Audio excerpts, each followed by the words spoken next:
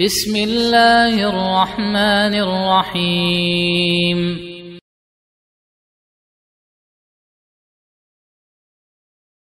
Kita langsung masuk saja awal dari pembahasan kitab akidah Imam Ahmad rahimahullahu ta'ala. Yaqul, beliau mengatakan, Usulus sunnah indana at-tamassuku bima kana alaihi ashabu Rasulillahi sallallahu alaihi wasallama wal iqtida'u bihim. Usul sunnah, prinsip-prinsip sunnah menurut kami, kata Al-Imam Ahmad rahimahullahu ta'ala, adalah berpegang teguh dengan ajaran para sahabat Rasulullah sallallahu alaihi wa ala alihi wasallam dan meneladani mereka. Inilah jemaah sekalian permasalahan nomor 1 dalam kitab akidah Al-Imam Ahmad rahimahullahu ta'ala yang beliau beri judul Usulus Sunnah. Usul as-sunnah. Usul itu jemaah sekalian artinya adalah jamak dari aslun. Dan aslun itu maknanya mayubna alaihi ghairuhu. Sesuatu yang selainnya dibangun di atasnya. Kalau kita terjemahkan, maknanya adalah pondasi. Akarnya. Pondasi akidah. Prinsip yang paling mendasar di dalam akidah. Iya. Kemudian, as-sunnah yang dimaksud di sini adalah as-sunnah yang terdapat dalam kalimat ahli sunnati wal jamaah. Usulus sunnah, pondasi-pondasi sunnah. Bisa juga kita sebut prinsip-prinsip sunnah. Apa sunnah yang dimaksud di sini? Sunnah yang terdapat dalam kalimat ahli sunnati wal jamaah. Bukan sunnah yang ada dalam pembahasan fikih. Karena kita nggak sedang bahas masalah fikih. Nah, jemaah sekalian, di sini juga kita bisa memetik pelajaran penting. Bahwa mengartikan sunnah itu harus kita lihat konteksnya.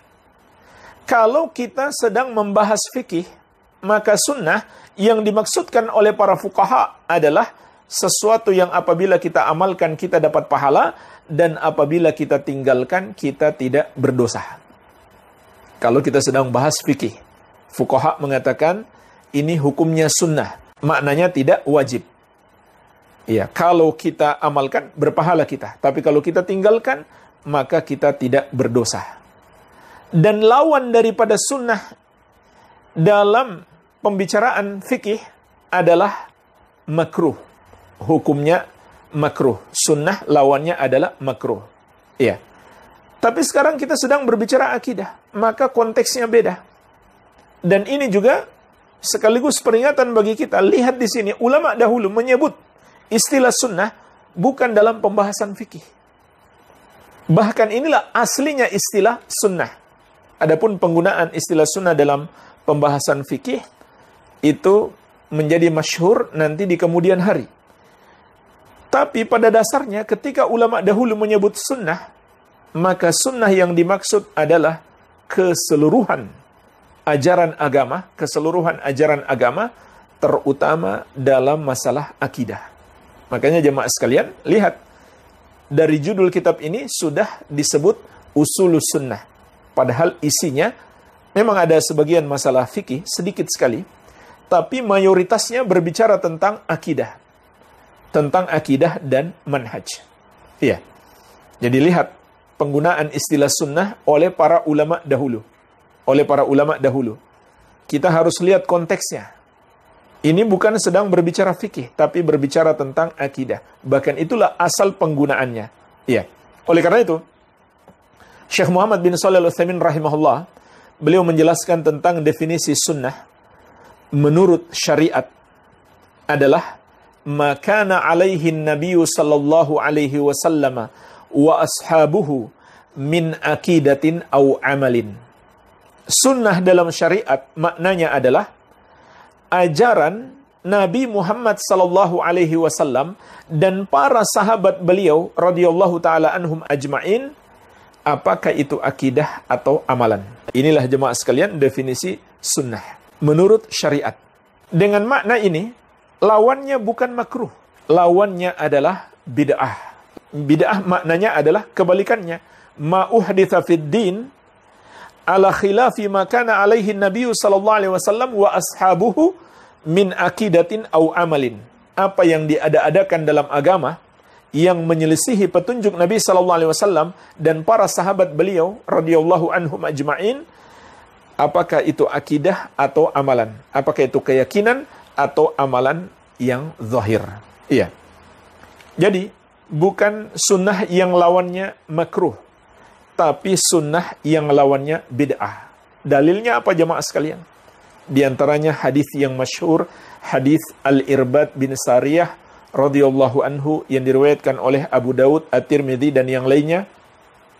Rasulullah sallallahu alaihi wasallam bersabda, "Alaikum bisunnati wa sunnatil khulafa'ir rasyidin al-mahdiyyin min ba'di, tamassaku biha wa addu 'alaiha bin nawajidh."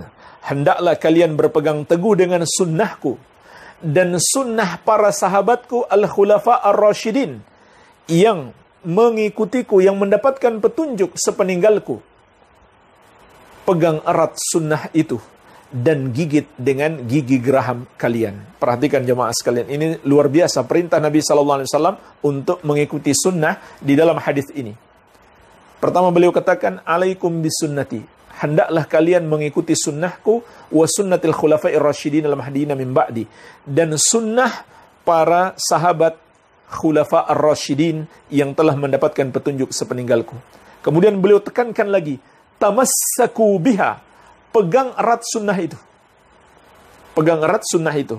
Kemudian beliau tambahkan lagi, wa addu 'alaiha bin nawajidh, dan gigit dengan gigi geraham kalian. Subhanallah, diperintahkan dengan 3 bentuk penekanan.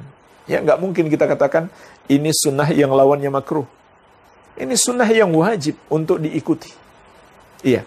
Oleh karena itu, setelahnya Nabi SAW menyebutkan lawannya daripada sunnah. Wa iyyakum wa muhdatsatil umur, dan jauhilah oleh kalian apa yang baru di dalam agama. Fa inna kulla muhdatsatin bid'ah, karena setiap yang baru dalam agama itu adalah bid'ah. Wa kulla bid'atin dhalalah, dan setiap bid'ah itu sesat. Wa kulla dhalalatin finnar, dan setiap yang sesat tempatnya di neraka. Perhatikan jemaah sekalian, setelah Nabi SAW menyuruh kita mengikuti sunnah, kemudian beliau melarang kita mengikuti lawan daripada sunnah, yaitu bid'ah. Jadi, sunnah yang dimaksudkan dalam pembahasan kita ini adalah yang lawannya bid'ah, bukan sunnah yang lawannya makruh. Baik. Maka kita sedang berbicara tentang agama secara keseluruhan. Karena sunnah itu adalah agama secara keseluruhan, yaitu mengikuti petunjuk Nabi Muhammad SAW, baik akidah maupun amalan. Baik akidah yang ada dalam hati kita maupun amalan anggota tubuh kita, semuanya kita ikuti Nabi SAW, tidak kita mengada-ada dalam agama. Nah, pertanyaannya jemaah sekalian, bagaimana caranya kita bisa mengikuti sunnah tersebut? Kita bisa mengikuti jalan Nabi SAW dan para sahabat beliau. Maka di sini Imam Ahmad rahimahullah menjelaskan kepada kita prinsip-prinsipnya. Malam hari ini kita bahas prinsip yang pertama, at-tamassuk bima kana alaihi ashabu Rasulillah sallallahu alaihi wasallam wal iqtida'u bihim. Berpegang teguh dengan apa yang ada di atasnya, atau ajaran yang dipegang teguh oleh para sahabat Rasulullah sallallahu alaihi wa ala alihi wasallam, dan kita selalu berusaha untuk meneladani mereka. Inilah cara pertama, prinsip pertama untuk mengikuti sunnah Nabi sallallahu alaihi wa ala alihi wasallam. Kita harus berpegang teguh dengan jalan para sahabat radhiyallahu taala anhum ajmain. Terutama jemaah sekalian di dalam memahami dalil. Di dalam memahami dalil. Disinilah yang membedakan ahlus sunnah, pengikut sunnah, dengan yang menyelisihi sunnah itu, atau pengikut jalan kesesatan. yaitu dalam memahami dalil. Dalam memahami dalil.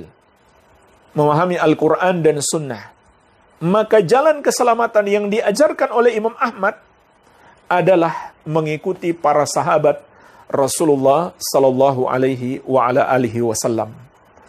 Kalau kita mengikuti selain pemahaman mereka, pendapat mereka, penafsiran mereka, maka kita pasti tersesat. Ini jemaah sekalian kunci utama, kunci keselamatan. Dan pembeda utama antara ahlus sunnah dengan golongan-golongan yang menyimpang. Dalam memahami dalil.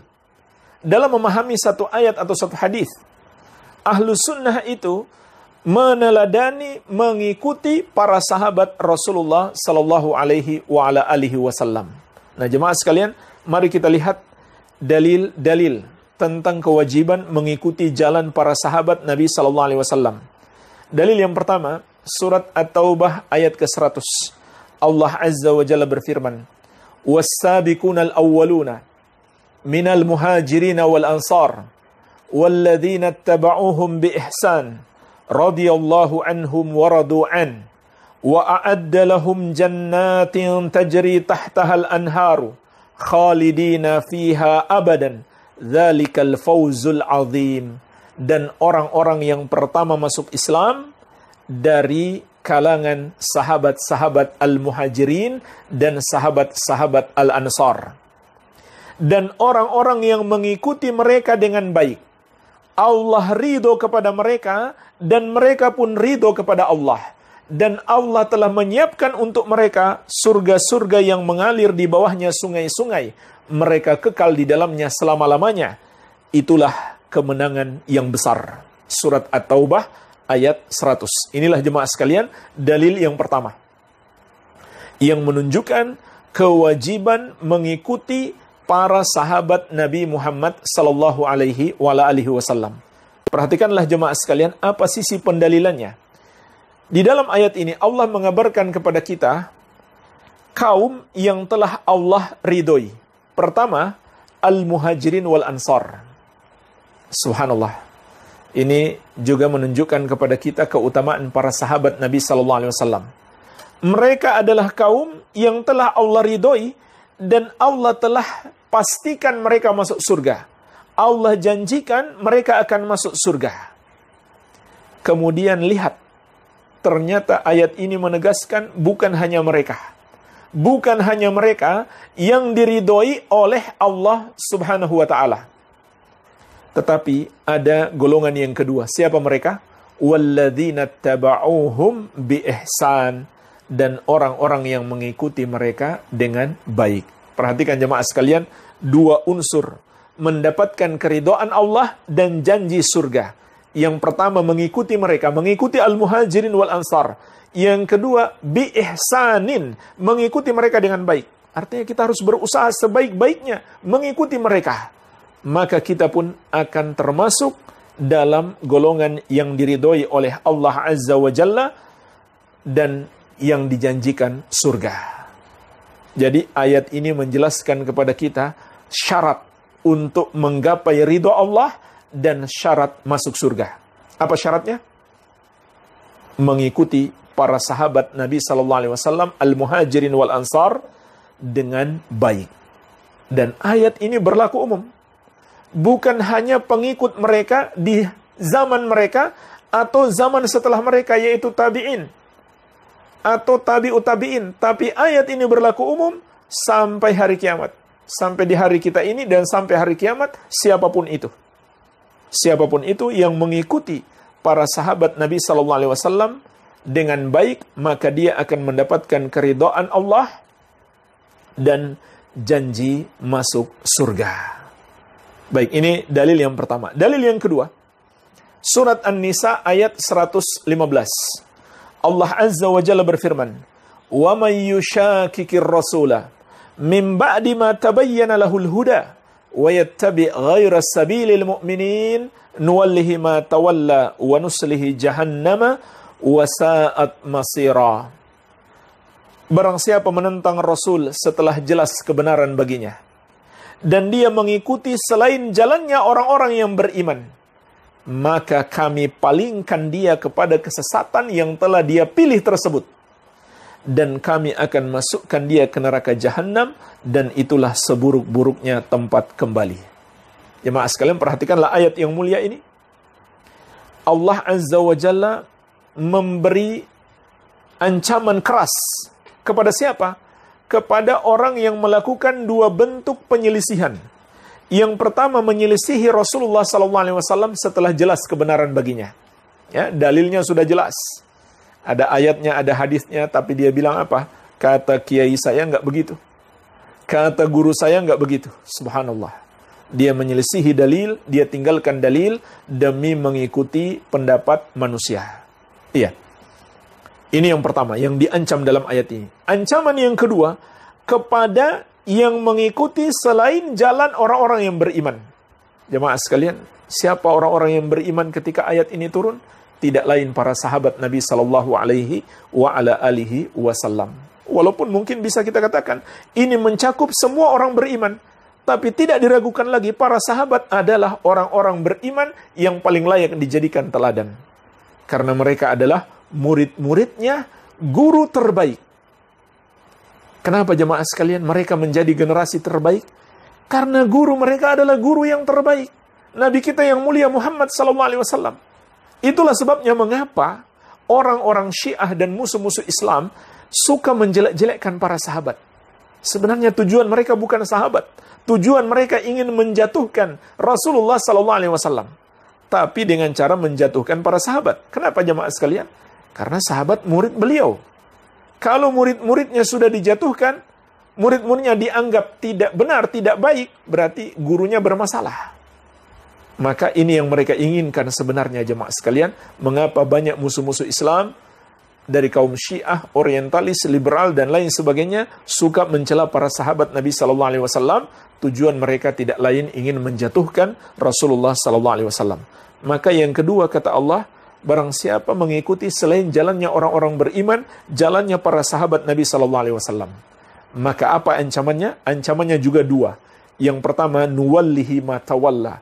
Kami palingkan dia kepada kesesatan yang telah dia pilih tersebut. Jadi jemaah sekalian, ini sebab manusia tersesat. Ketika dia menyelisihi petunjuk Nabi SAW. Atau menyelisihi jalan para sahabat radhiyallahu ta'ala anhum ajma'in. Ini makna surat An-Nisa ayat 115. Kemudian hukuman yang kedua, wa nuslihi jahannam wa sa'at masira. Dan kami akan masukkan dia ke neraka jahannam, dan itulah seburuk-buruknya tempat kembali. Oleh karena itu, Imam Ibnu Qudamah rahimahullah, beliau berikan kesimpulan, sebagaimana dalam kitab beliau Dhammut Ta'wil, memberikan kesimpulan dua ayat ini, surat At-Taubah ayat 100 dan An-Nisa 115. Beliau mengatakan, fatawa'ada 'ala tibai ghairi sabilihim bi'adzabi jahannam. Maka Allah mengancam orang yang tidak mengikuti jalan mereka dengan azab neraka jahannam, yaitu dalam surat An-Nisa ayat 115. Wa wa'ada muttabi'ahum biridwani wal jannah. Dan sebaliknya Allah menjanjikan orang yang mengikuti mereka dengan keridhaan dan surga.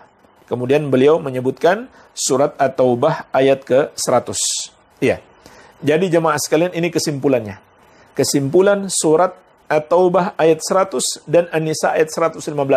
At-Taubah ayat 100 menjanjikan keridhaan dan surga Allah bagi orang yang mengikuti jalan para sahabat. An-Nisa 115 mengancam orang yang menyelisihi jalan para sahabat dengan kesesatan di dunia dan azab neraka.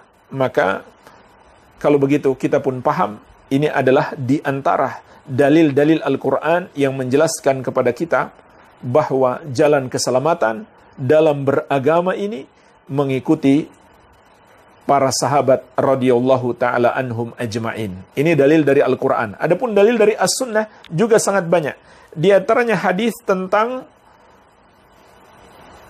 manusia yang terbaik, yang diriwayatkan Al-Bukhari dan Muslim dari Ibnu Mas'ud radhiyallahu anhu. Nabi SAW menegaskan, khairun nasi qarni, thumma alladhina yalunahum, thumma alladhina yalunahum. Sebaik-baik manusia adalah generasiku. Generasi sahabat Nabi SAW. Kemudian generasi yang datang setelah mereka, yaitu tabi'in. Kemudian generasi yang datang setelah mereka lagi, yaitu tabi'u at-tabi'in. Jadi jemaah sekalian, ini 3 generasi yang mendapatkan rekomendasi khusus dari Rasulullah SAW sebagai manusia terbaik. Yang pertama sahabat, yang kedua tabi'in, yang ketiga tabi'u at-tabi'in. Oleh karena itu, inilah yang sering diistilahkan para ulama dengan as-salafus salih, generasi pendahulu yang saleh, generasi sahabat, tabi'in, dan tabi'u tabi'in. Maka hadis ini bukan sekedar pengabaran, mereka adalah manusia terbaik. Tapi hadis ini mengandung perintah bagi kita untuk meneladani mereka. Meneladani para sahabat dan para ulama yang mengikuti jalan mereka dengan baik, terutama dari generasi tabi'in dan tabi'ut tabi'in. Kemudian jemaah sekalian, hadis yang paling tegas tentang kewajiban mengikuti jalan para sahabat Nabi SAW adalah hadis yang masyhur tentang iftiraqul ummah, hadisul iftiraq, yang diriwayatkan dari banyak sahabat dan dikeluarkan oleh para ashabus sunan, Imam At-Tirmidzi dan yang lainnya, yaitu hadis yang masyhur. Rasulullah SAW menegaskan, wasataftariqu ummati ala 73 firqah. Umatku akan terpecah menjadi 73 golongan. Kulluha finnar illa wahidah. Semuanya di neraka kecuali satu. Ma ana alaihi wa ashabi, yang mengikuti aku dan para sahabatku. Subhanallah, hadis ini sangat jelas.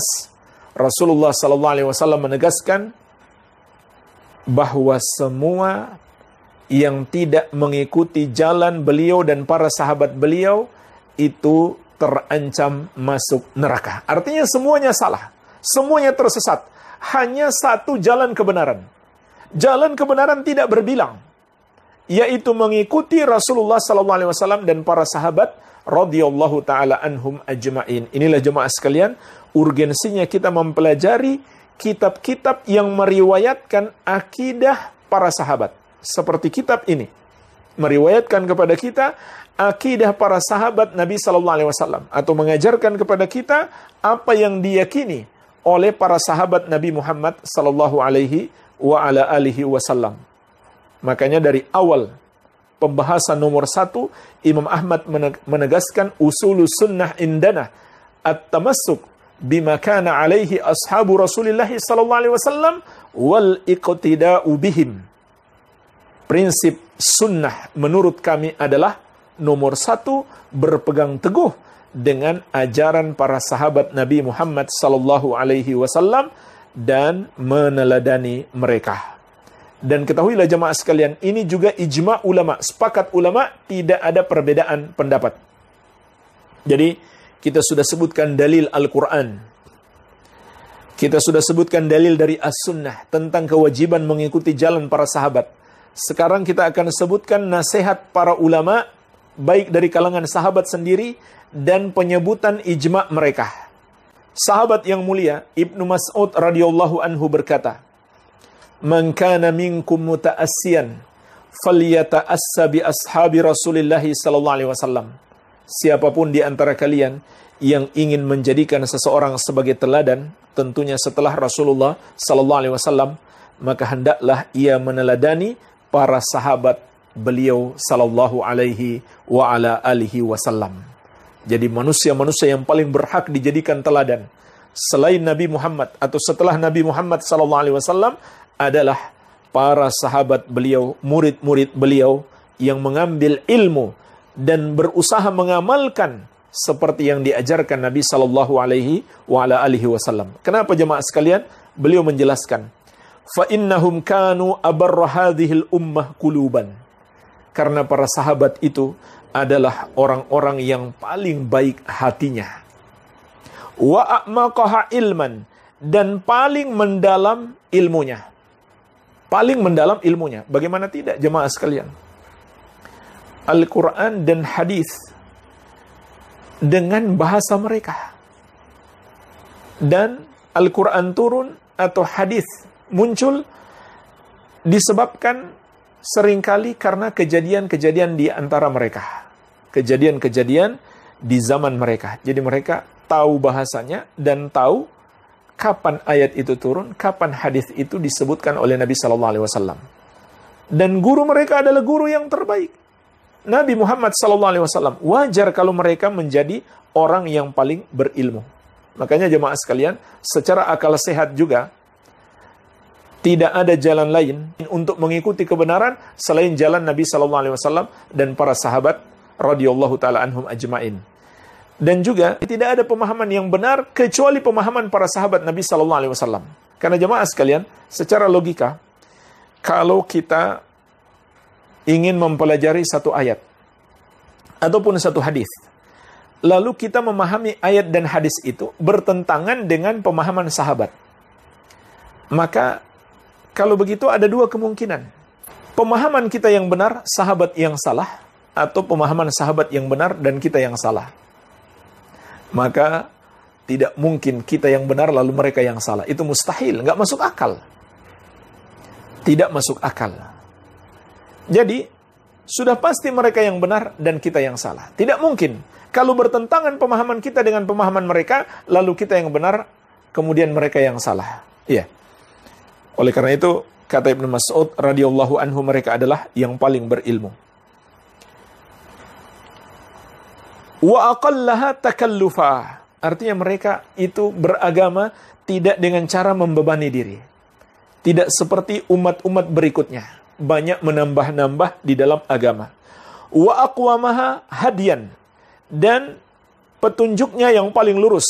Wa ahsanaha halan, serta yang paling baik keadaannya.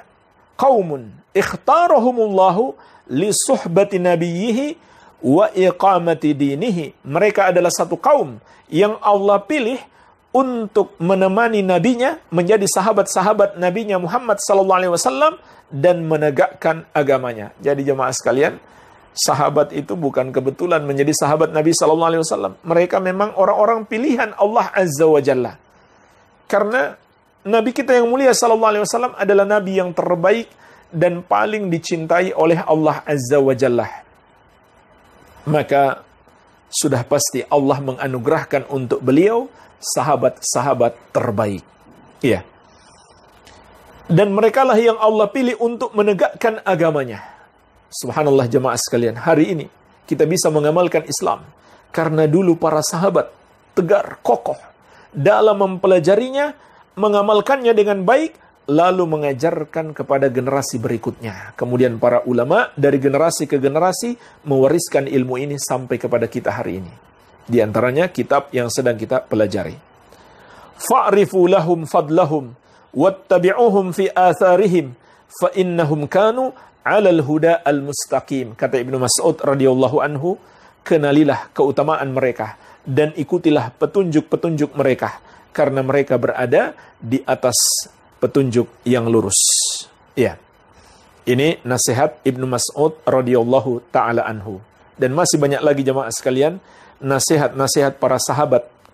Dan saya tutup dengan nukilan kesepakatan ulama yang dinukil oleh Al-Imam Ibnu Qudamah rahimahullah Al-Maqdisi dalam kitab beliau Dhammut Ta'wil. Beliau mengatakan, faqad thabata wujubut tiba'is salaf rahmatullahi alaihim bil kitabi was sunnati wal ijma'.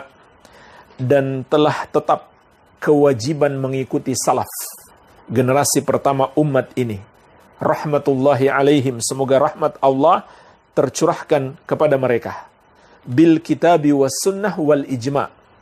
Kewajiban mengikuti mereka itu berdasarkan Al-Quran dan sunnah dan ijma', kesepakatan ulama, tidak ada perbedaan pendapat.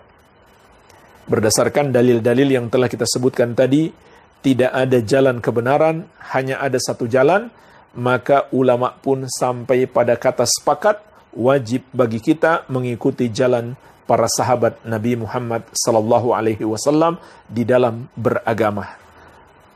Tidak boleh menyelisihi mereka. Inilah jemaah sekalian, prinsip utama dalam mengikuti sunnah. Prinsip utama agar tidak tersesat. Mengikuti jalan para sahabat radhiyallahu taala anhum ajma'in. Insyaallah taala di kesempatan lain kita berikan contoh-contoh, sebagaimana dalam kitab ini ada contoh-contoh yang banyak, bagaimana para sahabat memahami dalil, bagaimana akidah mereka, dan bagaimana apabila kita tidak mengikuti pemahaman sahabat, maka kita akan tersesat.